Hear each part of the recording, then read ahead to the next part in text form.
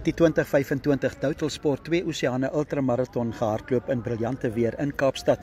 En die wenner in die mansafdeling is van Lesotho en dit is Kgogolane Sotoane.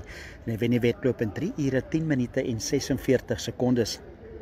In die vroue afdeling is dit Suid-Afrika se Gerda Steyn wat haar titel suksesvol verdedig. Sy wen haar 6de titel in die 2 Oseane en sy wen in 3 ure 29 minute en 9 sekondes.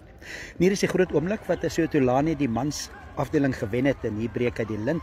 En hierso is dit die 6-malige wenner in die vroue afdeling Gerda Steyn wat oor die wenstreep draf. En hier is Gerda Steyn na afloop van die wedloop.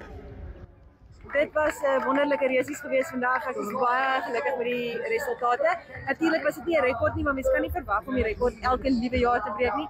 Vir my was die wen die belangrike item, so vir my is dit 'n 100% sukses. En ek is net baie dankbaar en ek wil die Here dankie sê vir die wonderlike talent wat hy vir my gee om dit te kan leef en dit ook so baie te kan geniet.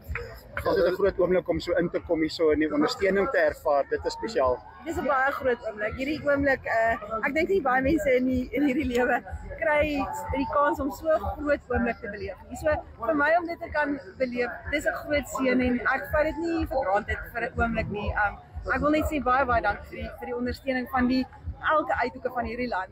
Dis 'n wonderlike gevoel en ek dra dit nie met veel op my eie skouers nie. Ek voel trots dat ek dit kan dra, maar ek weet dit is nie net ek nie. Ek het 'n span en dit is as gevolg van hierdie wonderlike ondersteuning wat my push om elke jaar terug te kom en net nog meer en meer uit myself te kan kry.